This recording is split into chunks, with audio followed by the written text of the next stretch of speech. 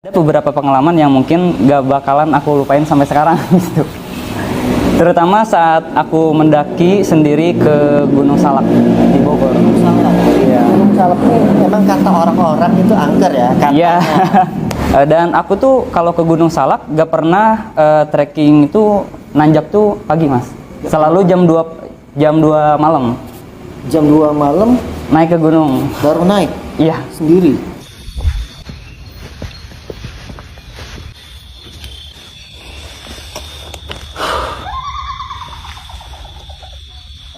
Aku tuh jujur paling gak suka sama pendaki makam ditaruh rokok, taruh uang. Aku paling gak suka. Dari followers nih, anggap Oh, makam iya. sendiri itu sakti gitu. Sakti nggak ini? Wah, ini ada hodamnya ini. Nah, itu juga Menurut kamu gimana? banyak banget, Mas, yang nanyain ke aku gitu ya. Terutama followers dari TikTok aku, teman-teman. Wah, ini mah wajar aja sendiri, wajar aja berani sendiri gitu ya. Karena ada yang jagain kakek-kakek, karena ada yang jagain macan. Nah, Ada beberapa orang yang meninggal ketika naik Mendaki, gunungan, ya. mendaki ataupun di dalam hutan itu karena makhluk halus atau kejadian lain.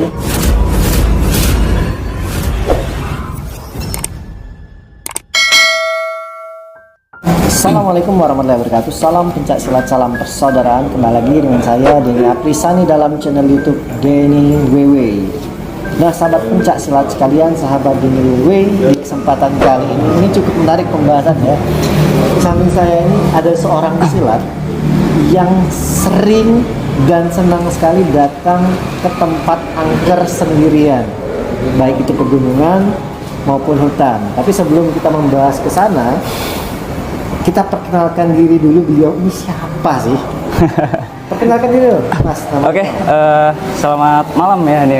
Selamat malam. Selamat malam. Jadi, sesuai apa ya temanya? Tema. Angker dikit ya. Iya. Ada ini gak fansnya Sobat Denny atau Sahabat Denny WW? Sahabat Denny WW. Assalamualaikum warahmatullahi wabarakatuh. Perkenalkan, aku Bambang Rahayu, asal dari Bogor, asal perguruannya Gelanggang Putra Simacan Tutul. Gelanggang, gelanggang silat itu. Iya, Gelanggang Putra Simacan Tutul. Ini aliran apa ini? Aku lebih ke seni sih. Kalau untuk alirannya di perguruan aku ada 9 aliran. Ada 9 aliran. Ada 9 aliran. Apa aja? Kurang lebih salah satunya ya Cimande, Madi, Kari, Pamacan, Pamonyet, dan ada beberapa lain. Banyak banget ya. Iya, ada banyak. Luar biasa. Cabang-cabangnya ada di mana nih? Untuk cabang perguruan pusatnya itu kita ada di Bandung. Bandung ya? Ya, Bandung kota. Terus ada di Tasik juga ada. Tasik ada ya? Iya, Tasik juga ada. Ada juga di Kabupaten Bandung Barat dan di kota kelahiran di Kota Bogor. Kota Bogor. Nah, kalau teman-teman yang ada di Kota Bogor pengen ikut latihan kemana? Buat teman-teman yang mau ikut latihan yang ada di Bogor bisa bergabung kita latihannya itu di kantor desa, Mas. Di kantor desa. Kantor desa Ciomas namanya ya. Langsung aja datang ke sana. Langsung aja datang. Iya. Ngobrol sama Pelatihnya. Langsung latihan hari itu juga. Dan saya ngelihat nih di postingan Mas Bambang ini ada memposting pencak silat juga ya? Apa? Iya. Jurus gerakan ibing gitu ya? Ibing silat. Menang ya? Alhamdulillah menang juga itu.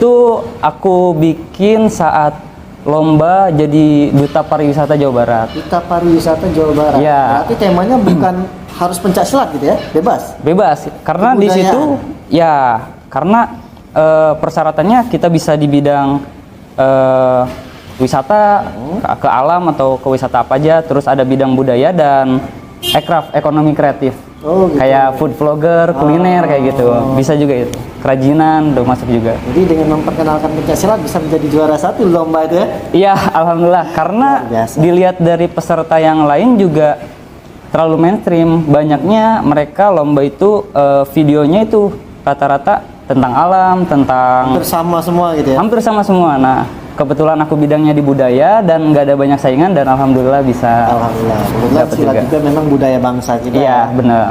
Oke, langsung saja nih. Mas Bambang ini kan di TikToknya tuh rame banget. Rame banget. Jadi tema TikToknya ini apa? Ya, traveling sih. Traveling, Cuman aku lebih banyaknya ke gunung sih. Ke gunung sendirian. Kebanyakan sendirian. Kebanyakan sendirian.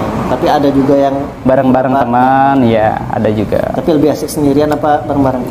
Kalau lebih asik rame-rame tetap. Tapi untuk lebih menikmati, aku lebih sendiri sih.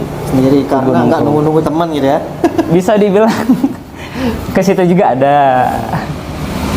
Nah, ada ketika perjalanan ke gunung atau ke hutan itu ada kendala nggak nih, misalkan ada gangguan-gangguan? Saat solo hiking nih, saat aku sendiri. Iya, saat sendiri. Kalau rame-rame kan biasa aja kali. Nah, kebetulan untuk pengalaman aku saat naik gunung ya, terutama pas lagi sendiri ya, ada beberapa pengalaman yang mungkin gak bakalan aku lupain sampai sekarang gitu. Terutama saat aku mendaki sendiri ke Gunung Salak di Bogor. Iya. Gunung Salak ini memang kata orang-orang itu angker ya. Iya. Pendakian Gunung Salak, edisi diketawain Mbak Kun Kun. Nah, jadi sekarang aku udah nyampe di base camp pendakian Gunung Salak via Cimelati. Dan ini pas aku nyampe, suasananya sepi banget. Gak ada orang sama sekali. Ini gak tahu kenapa, badanku tiba-tiba merinding. Nah, ini seperti ada yang memperhatikan dari bangunan itu. Dan kalau gak salah lihat, tadi aku juga sempat melihat sosok putih sedang berdiri. Ini pas aku lagi jalan melewati bangunan itu, emang kerasa banget seperti ada yang memperhatikan. Tapi ini pas aku noleh, ternyata nggak ada apa-apa. Dan gak lama kemudian, di sini aku melewati kamar mandi yang kelihatannya tidak terawat banget. Dan di sini aku mencium wangi bunga kembang melati yang sangat menyengat ke hidung. Oke, ini aku lanjut trekking lagi menuju pos 1. Ini pas aku lagi trekking, di belakang seperti ada yang mengikuti. Dan ini punggungku terasa hangat banget. Padahal ini masih jam 4 pagi dan cuacanya juga sangat dingin.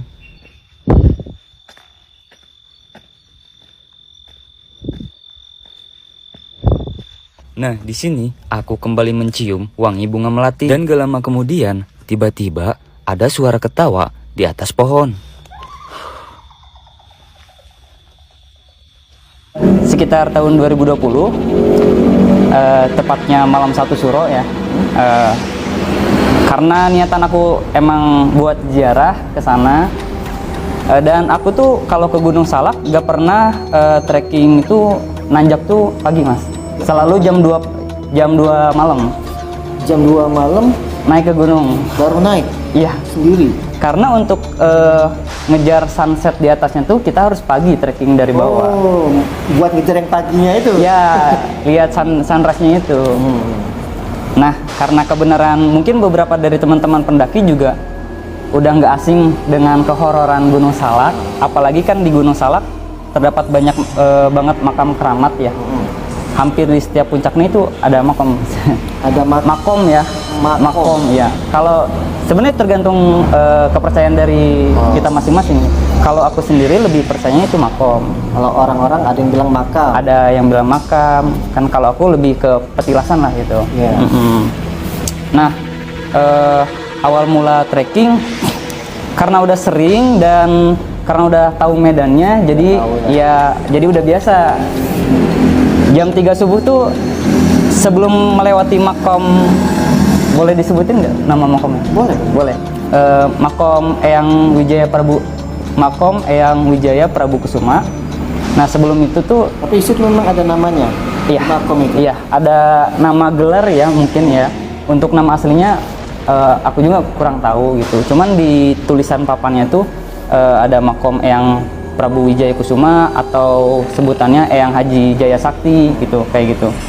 Nah, sebelum melewati itu tuh selalu sekitar 15 menit jalan. Itu tuh aku selalu dengar suara gong berbunyi 3 kali. Setiap masuk jalan yang ada pohon besar sama pohon besar tuh, jadi kita masuk ke dalam dan itu jam 3 subuh tuh pas aku ngelewatin itu pasti selalu terdengar gong 3 kali. Percaya nggak percaya? Percaya gak percaya gitu. Tapi kalau aku sih kalau ke gunung mikirnya logis ya. Logis. Ya, ya mungkin aja ada sanggar dekat situ karena itu masih dataran bawah. Kalau di komplek kan ada jaga malam sering jam 3 tong. Nah gitu. itu secara ini Ya, secara logisnya positif thinking aja gitu. Tapi kalau Bambang sendiri ngerasa kayak punya kekuatan gak sih? Mungkin dari followers nih anggap Bambang sendiri itu sakti gitu. Sakti nggak ini? Wah, ini ada hodamnya ini. Nah, itu juga banyak banget Mas yang nanyain ke aku gitu ya. Terutama followers dari TikTok aku, teman-teman. Wah, ini mah wajar aja berani sendiri gitu ya. Karena ada yang jagain kakek-kakek, karena ada yang jagain macan. Nah, aku baca itu malah ketawa Mas. Karena aku pribadi ngerasa aku nggak punya itu semua gitu. Ya aku ke gunung karena berani ke gunung sendiri karena pertama tahu medannya, karena udah sering, dan karena aku juga punya bekal pengetahuan tentang gunung, tentang survivalnya. Karena sebelum kita mendaki gunung kita harus punya bekal pribadi dulu gitu, biar aman. Gitu Tapi sih. awal-awal kamu naik ke pegunungan sendirian tengah malam kayak itu, dari awal pertama kali itu takut nggak sih? Namanya manusia pasti ada rasa takut. Aku sendiri jujur Takutnya di apa? bukan karena takut hal semacam mistis ya Mas. Ya. Kalau mistis sering banget aku dengar kayak mungkin anak-anak zaman sekarang bilangnya suara kuntilanak ya. Ya. Kayak gitu lah. Nah, karena aku sendiri tahu beberapa spesies dari monyet, dari burung, karena ada yang bisa suara kayak gitu. Nah, aku spontan melogiskan bahwa itu, oh ini paling burung ini, oh paling ini spesies monyet yang ini. Jadi kita tuh mindsetnya tuh selalu positif. Nah, yang banyak pendaki tersesat terus hilang karena mereka tuh pertama di samping aku hal mistis ya, mereka tuh pertama rata-rata bekalnya kurang, pengetahuannya belum, sompral juga sebenarnya suka sembarangan ya gitu. Karena itu pantangan banget buat pendaki di gunung. Kata-kata sopan santun ya. Karena kita bertamu ke adab ya, sopan santun. Rasa takut tuh ada, cuman karena seiringnya keseringan naik gunung gitu ya, jadi nyalinya mungkin ya, mentalnya jadi semakin kuat jadinya Jam gitu. terbangnya Jam banyak. terbangnya udah banyak gitu. Kalau di silat kan sering sparring gitu ya, sering tanding, jadi biasa ya. Iya gitu. Kalau di silat kan banyakin sparring, turnamen gitu. Mental naik. Nah, aku banyakin jam terbang ke gunung-gunung yang emang aku udah tahu spesifikasi buat rutenya gimana-gimananya. Berarti sebenarnya selalu berusaha berpikir positif dan berpikir logis ya. Ya. Misalkan ada suara seperti kuntilanak, mungkin itu monyet. Ya, benar banget. Penampakan nih, pernah nggak lihat? Sebenarnya pernah nih. Kembali lagi ke cerita yang tadi di awal gitu ya. Percaya tadi ya. Iya, ketika aku sebelum kebenaran itu malam satu suro, kan kalau katanya malam satu suro tuh pada kumpul, pada pulang, ya katanya gitu. Nah, jadi sebelum udah masuk yang pohon 2 besar itu, sebelum makom tuh ada pohon lagi, pohon beringin ya kayaknya itu. Pohon besar. Pokoknya pohon besar, dan di situ ada semacam lekukan gitu dari pohonnya, dan tengah-tengah itu jadi ada batu buat kayak semacam buat orang tapak mungkin ya gitu. Jadi batunya itu kayak udah disediain dan ada beberapa kayak sesajen gitu ya. Sebenarnya aku kalau ke gunung nemu sesajen tuh udah nggak aneh kalau sekarang. Nah, itu jam 3 subuh lewat lah. lagi jalan, tiba-tiba jarak 10 meter dari jalur trek sebelah sini kan ada pohon besar. Nah, aku lihat lagi, itu putih-putih apa? Ternyata putih-putih. iya, ternyata pas aku senter beraniin, tapi orang Kamu deketin? nggak deketin, soalnya Dari jauh tadi. takutnya emang itu orang lagi apa gitu, takutnya ganggu. Ya kita senter, ternyata orang, ya aku bilang assalamualaikum, dijawab waalaikumsalam. Aku bilang miringnya langkung, itu kalau bahasa Indonesianya numpang lewat, permisi kalau gitu. Dia nggak jawab lagi, cuma jawabnya gereman. Aku jalan lagi sekitar jarak 15 sampai 20, aku senter lagi, orangnya udah gak ada gitu. Dan sebenarnya sempat merinding juga, lah kok nggak ada gitu. Tapi aku coba melogiskan lagi, ya mungkin si orangnya itu kehalang sama pohon atau rerumputan, soalnya kan malam kan, walaupun emang aku senter tuh di batu itu udah gak ada orang. Tapi Iya. kamu berusaha tetap berpikir positif kalau itu Ya, orang. karena selama kayak di pendakian itu kita ada SOP-nya mas, kayak PMA itu, positif mental itu tuh Memang ada ini ya? Iya. Ada pelatihannya juga? iya ada gitu. Jadi buat kayak survival gitu kita pembekalannya banyak mas. Oh, gitu. harus itu ya? Iya, seperti itu. Oke. Jadi setiap kejadian, suara, penampakan, Mas Bambang ini selalu berpikir positif. Jadi bukan berarti dia sakti gitu ya. Iya. ini bagus loh, ditanamkan hal-hal positif seperti ini. Tapi kadang orang-orang ya, followers kita, pengikut kita itu menganggap jadi dilebih-lebihkan. Iya benar. Terlalu apa ya? Ya terlalu, mungkin anak sekarang bilangnya terlalu lebay ya. Nah, tapi sering nggak followers request datang ke sini dong, pegunungan ini atau hutan ini? Sering banget mas. Yang angker Iya. apa?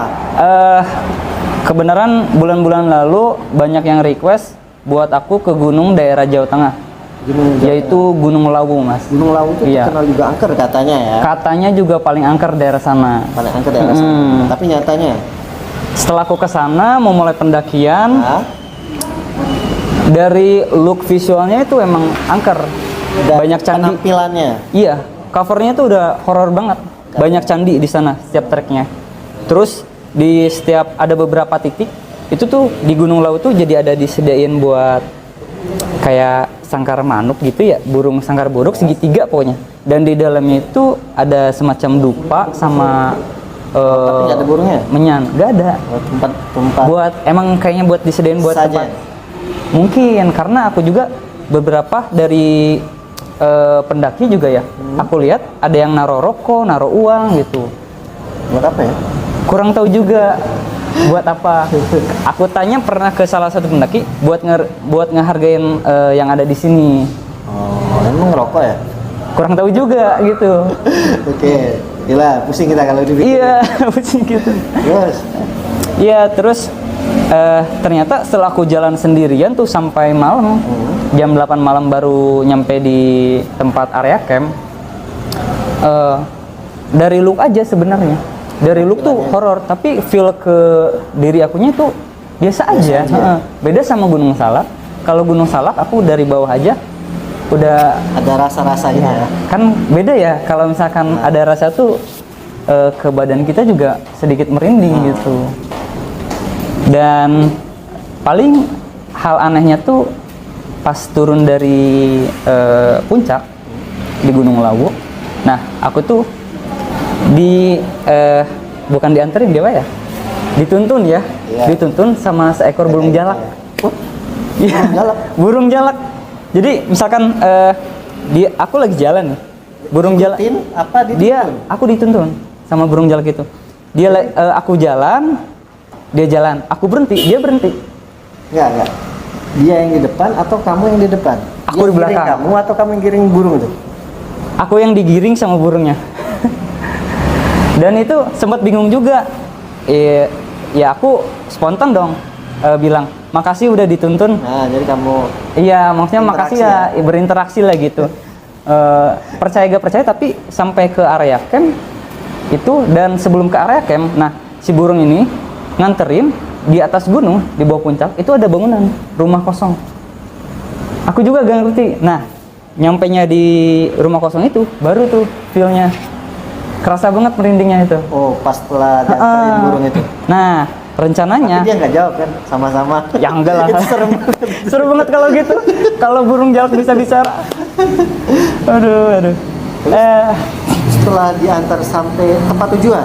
Bukan. Jadi si burung itu hanya nganterin sampai si rumah yang tua tadi. Oh, di tempat Kurang tahu tuh maksud dan tujuannya tujuannya apa. apa? Tapi dia nganterin ke sana. Ya. Mengarahin ke situ. Karena aku orangnya sedikit penasaran ya. Tadinya aku mau coba masuk ke ruangan tersebut. Pas mau buka pintu, tiba-tiba ada yang teriak dari belakang, dari bawah. Oh, gitu? Oh, pas kamu mau masuk. Pendaki, Mas jangan, katanya gitu. Ya udah saya nolnya. Oh iya, dijelasin. Saya balik lagi ke bawah, dijelasin sama orang itu. Jangan istirahat di situ, jangan apalagi masuk di situ, gitu kata pendaki yang di belakang aku tuh.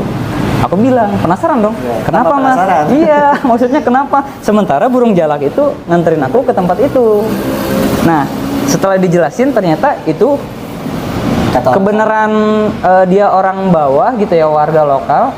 Kata orang sana, ruangan dan rumah itu untuk keluarga kerajaan keraton yang setiap tahunnya akan datang ke Gunung Lawu dan beristirahat di tempat itu. Oh, Jadi cuman orang-orang tertentu. ya gitu. Dan untung aja sampean belum masuk ke dalam. Emang kenapa Bas? Ya enggak katanya Oh, gitu. dia nggak ngasih tahu. Nggak ngasih tahu kenapa-napanya. Pokoknya katanya jangan mendekati rumah itu aja gitu. Kita lewat jalur ini aja. Iya, aku jelasin karena aku dituntun sama burung jalak ini. Burung jalak mana? Justru dia bingung. Biasanya nggak ada burung jalak di sini. Disitulah. Ya mungkin kira-kira. Disitulah yang agak. Ya, gitu ya. dikit. Cuman dari look gunung tersebut nggak ada rasa merinding sama sekali. Justru kagum dengan view sabananya, puncaknya. Indah banget soalnya Gunung Lawu. Beda sama Gunung Salak. Dia tuh gak ada pemandangan. Kita dari atas sampai bawah full vegetasi lebat, hutan, rimbun.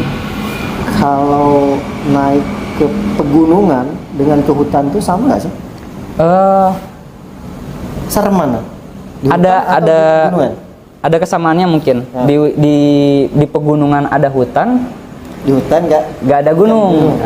Kan beberapa hutan juga nggak ada gunungnya, cuman Ya. hutan aja. Nah,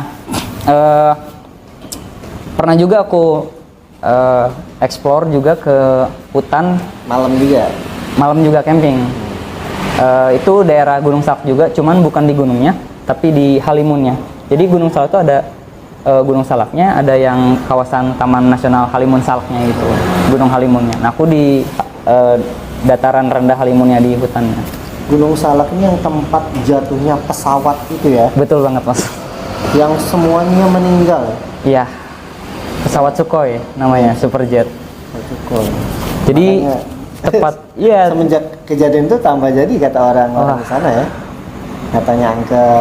Untuk buat diri aku sendiri juga, karena mungkin beberapa dari teman-teman pendaki ada juga yang ngalamin hal sama, yaitu ngelihat pramugari di puncaknya. Iya? Ya. Kamu pernah nggak? Jujur aku Ajak pulang dong. jadi tepatnya lokasinya di Sama lagi.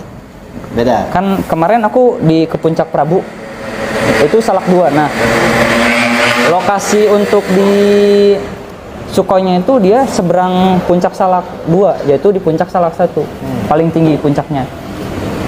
Nah, si Sukhoi itu jadi nabrak tebingan puncak Gunung Salak 1. Karena dia tuh di atas awan ya. Apa gimana? Iya, Aku jadi nggak kelihatan.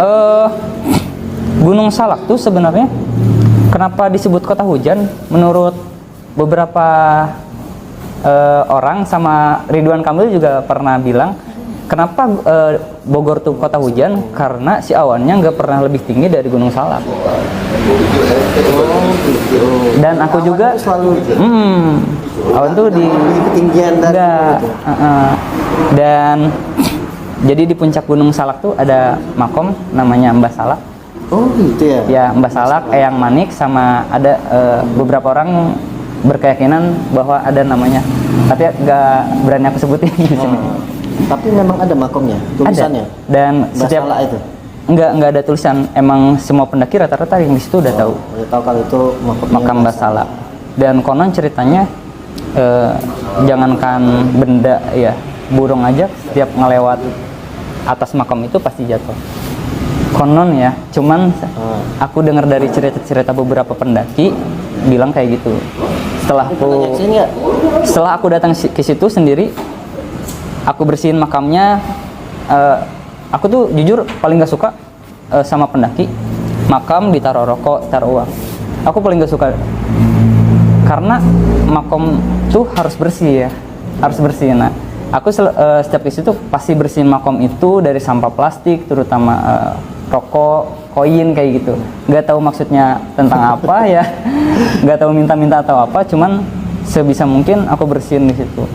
Dan setelah aku saksiin secara kasat mata, aku lagi bersih-bersih, burung selalu lewat di atas, nggak terjadi apa-apa. Berarti hanya sekedar apa ya? Mitos mungkin Mitos ya. Iya, mungkin mitos. Itu terserah bisa percaya atau enggak, Iya. lagi kita masing-masing. Tapi kita lebih ke apa ya?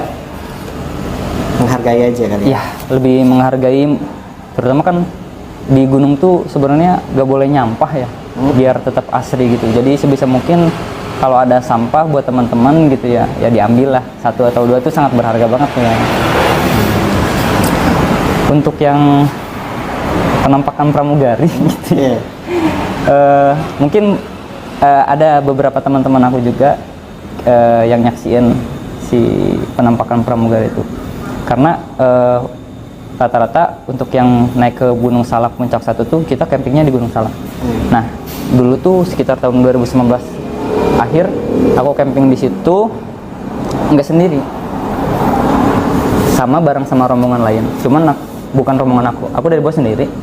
Cuman ketemu di atas tuh, jadi ada beberapa tenda di situ. Nah, setelah aku sadar dikasih tahu tuh, ternyata tempat tenda yang aku diriin tuh itu bekas pengumpulan tempat kantung jenazah pesawat Sukhoi itu, korban pesawat Sukhoi. Dan kejadiannya sekitar belum terlalu malam, masih jam 11. Udah malam ya. Ya sih, karena biasanya pendaki itu tidurnya jam Malam banget. malam, kadang ada yang begadang juga karena untuk menikmati suasana mungkin. Dan setelah mau masak gitu ya, kan kalau masak aku selalu buka tenda. Dari jauh kelihatan, kalau aku sih logis ya, Ya, selalu logis. Jarak 15 meter tuh ada cewek berdiri. Aku nggak lihat dia napak atau enggak ya. Cuman fokusnya ke matanya lagi diem. Emang sayu ya, diem aja gitu, tanpa ekspresi, tanpa apa. Dan itu berdirinya, jadi ini ini makom, ini tenda aku di atasnya, dan beberapa tenda lain ada di belakang aku. Jadi aku paling dekat pelang sini. Nah, sementara dia di ujung pelang, tempat buat jalur evakuasi pesawat Sukhoi itu. Dari situ nggak lama sebenarnya aku ngelihatnya. Mungkin pendaki yang habis kencing, aku selalu mikirnya gitu. Aku lihat hanya sekitar 3 detik 4 detik aja. Lagi masak, aku lihat nengok ke sana, dan aku aja di situ langsung bengong, Mas. Bengong. Karena enggak, iya. Karena aku mastiin dulu ini orang atau bukan gitu. Walaupun aku yakin itu bukan, tapi gimana caranya aku positif. Iya, benar. Karena yang buat kita banyak meninggal gitu ya, banyak tersesat, pertama itu panik, Mas. Panik. Takut kita ya. Iya, orang kalau udah panik kayak di truk ya, jalannya tergesa-gesa, salah arah, ke bawah, nggak tahu pulang, meninggal, lari gitu. Itu yang bahaya sebenarnya. Kepanikan tuh paling bahaya. Jalurnya terjal gitu ya. Iya, benar. Terus pernah kejadian lagi di tempat yang sama. Aku lagi, itu posisinya masih sore. Masih sore? Iya, setelah kejadian yang pramugari. Itu malam apa sore? Malam, jam 11 malam. Nah, beberapa minggu kemudian aku datang lagi situ, masih sama rame, karena itu malam minggu. Jadi di puncak Gunung Salak tuh 3 tenda itu udah termasuk ramai banget Mas. Karena jarang yang di situ. Nah, terjadilah kesurupan. Kesurupan. Ada tenda sebelah cewek, taunya dia lagi PMS katanya. Kesurupannya tapi nggak teriak-teriak, diem. Tapi aku nggak percaya dia kesurupan. Karena tempelengin coba. Dibacain kan, dia papain, ya aku ngeliatin aja gitu. Karena takutnya dia, karena beberapa kasus juga dia diem, matanya nggak melek, disangka kesurupan kan. Cuman kalau orang sana kesurupan ya. Padahal dia karena nggak sadar tuh bukan karena kesurupan, karena beberapa ini kan ada yang hipotermia tuh. Jadi nggak sadar diri. Oksigen. Iya, kedinginan akut Mas. Kedinginan ya. Nah, dan kasus hipotermia ini di dunia pendakian masih paling tinggi Mas. Kematian karena hipotermia itu masih nomor 1 di dunia. Biasanya kurang pengalaman ya Mas ya? Ya, jadi kesalahan para pendaki itu dia mendaki ke gunung, gear ya, gear itu jadi peralatan mendakinya. Ada yang pakai single layer, tenda single layer tanpa double layernya itu jadi buat anti airnya. Terus ditambah nggak bawa sleeping bag buat selimut pendakinya. Dinginnya di gunung kan, apalagi dari jam 1 sampai ke subuh tuh dinginnya ya banget. Beberapa gunung kayak Prau gitu, Dieng tuh sampai bisa embun es batu gitu, embunnya tuh jadi es membeku lah gitu. Dingin airnya. Dingin. Karena kurang pengetahuan, kurang peralatan, akhirnya hipotermia, kedinginan akut, temennya bingung, kurang pengetahuan cara menanganinya, dan akhirnya terjadilah kayak gitu. Seperti itu sih. Oke, jadi yang menurut pengalaman kamu sering datang ke hutan dan pegunungan, tempat mana yang menurut kamu paling agak merinding, apa bilang agak serem? Jadi aku tuh udah ke beberapa gunung, requestan teman-teman followersku, Bang, ke gunung kita ini jamahi ya. Iya. Dan juga yang jauh-jauh banget. Terutama daerah Pulau Jawa dulu ya. Ada beberapa kayak Lawu, Cikuray, Argopuro, Gunung Salak. Cuman yang paling berkesan buat aku tetap di Gunung Salak. Tetap Gunung Salak. Karena dari bawah awal pendakian aja auranya udah beda. Oke, jadi yang paling kamu takutkan dalam pendakian itu apa?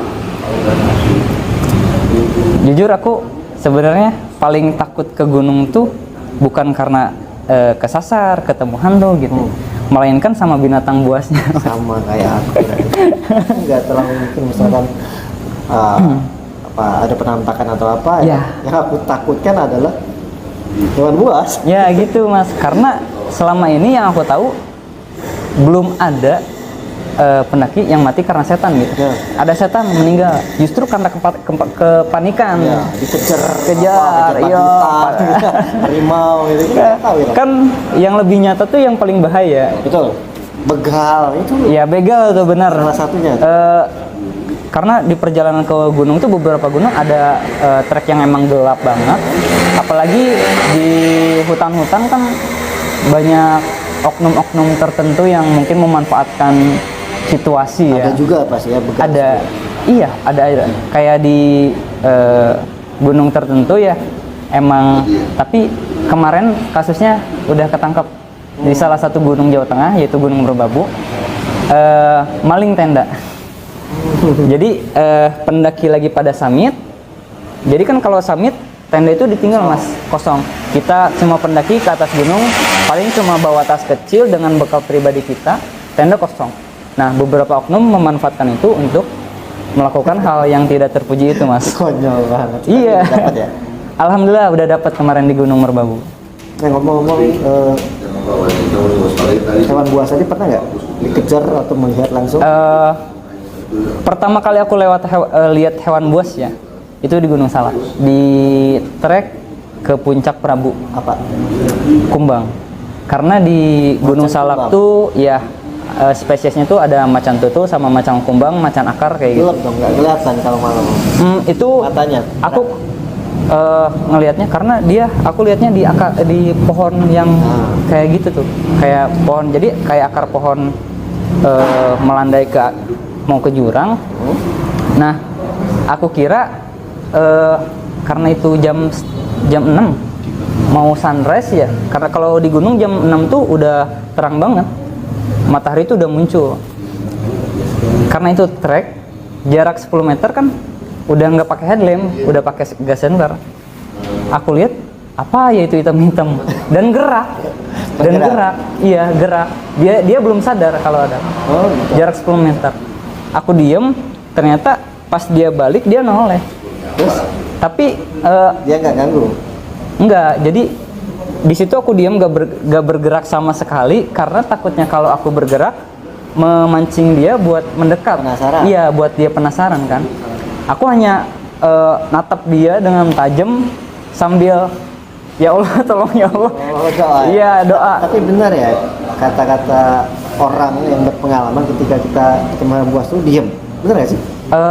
Nah justru itu aku dari nanti dia malah dia deketin kita sama jadi. enggak, jadi justru beberapa hewan buas yang real alami di hutan tanpa kan ada yang dilepas liarkan dari yang kayak gitu.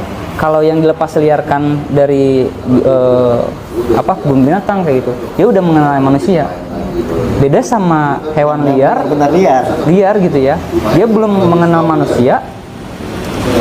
Nah justru dia malah takut mas, anehnya tuh. Dan alhamdulillah banget itu, dia pas ngelihat aku sekitar 3 detik diam dengan mata tajam gitu ya, langsung lari dianya, langsung lari. Mungkin kata teman aku juga emang kalau misalkan dia lahir di di hutannya secara langsung, belum melihat kita, dia takut dengan manusia gitu. Tapi itu pengalaman yang gak bakalan terlupakan sih sekali-kalinya. Dan ini terakhir ya, menurut Mas Bambang, ada beberapa orang yang meninggal ketika naik Mendaki, ya? mendaki ataupun dalam hutan itu karena makhluk halus atau kejadian lain, hewan buas, atau dia nggak tahu jalan. Menurut pendapat pribadi. Jadi kalau menurut aku ya, beberapa kasus ya yang sempat viral kemarin-kemarin mungkin ya, ada beberapa pendaki hilang. Ada Torik lah salah satunya, almarhum. Iya, almarhum gitu ya. Itu banyak banget paranormal yang sok tahu ya. Iya, aku lihat juga di beberapa video yang beredar gitu ya. Diambil jin lah. Diambil jin, disesatkan, terus apa sih? Ke alam gaib. Dipindahin ke alam gaib kayak gitu. Dan kalau menurut aku ya, beberapa pendaki yang hilang atau meninggal di gunung, yang pertama emang karena kecelakaan itu, entah karena panik tadi. Ya kepanikan, kelelahan, hipotermia, dan itu beberapa emang kalau hipotermia entah karena suhunya atau entah karena pendakinya yang kurang persiapan dari peralatannya, dari kesiapan fisiknya, karena ngaruh banget mas. Terus kalau karena ya aku percaya kalau misalkan di setiap gunung tuh ada hal mistis dan goibnya. Aku sih mikirnya lebih logis aja ya. Mereka nggak akan ganggu kita. Dan untuk kasus-kasus yang sudah terjadi itu kalau menurut aku pure karena kecelakaan saat mendaki. Itu sih. Ya, dan memang salah satunya yang terakhir kan terbantahkan kecelakaan nyangkut di sebuah pohon, bukan karena diumpetin kan? Iya. Yang kita doakan semoga almarhum kecelakaan semuanya terima kasih. Amin. Dan apa yang harus dipersiapkan orang-orang ketika naik gunung? Ini terakhir nih, tips buat teman-teman yang harus menguasai. Oke. Jadi buat teman-teman yang mau mendaki ke gunung, kalau tips dari aku ya, kalau untuk pemula semuanya sih kalangan yang perlu disiapkan itu pertama fisik. Kalau yang menurut aku tahu SOP-nya itu pertama fisik, mental, pengetahuan perlengkapan. Pengetahuan tadi termasuk jalan-jalan itu ya. Ya, jadi usahakan setiap kalian mau mendaki gunung, misalkan kamu mau ke Gunung Gede yang ada di Cianjur di sana. Sebelum mendaki, minimal kalian lihat dulu tuh vlog-vlognya, jalannya kayak gimana gitu. Tapi yang paling penting tuh sebenarnya kalau menurut aku fisik dan mental. Itu harus punya salah satu. Kalau fisik gak kuat, minimal mental harus kuat. Kalau misalkan mental lemah, minimal fisik harus kuat. Gitu. Dua-duanya sih harus melekat. Harus sih sebenarnya gitu. Dan jangan lupa selalu tanamkan SOP PMA, positif, mental, dan attitude. Jadi kita harus selalu positif setiap berpergian kemanapun. Dan mental juga harus dijaga, sama attitude, sopan santun. Ingat kita bertamu ke suatu tempat, jadi harus jaga etika dan sopan santun. Seperti itu, Mas. Oke, terima kasih buat Mas Bambang ya.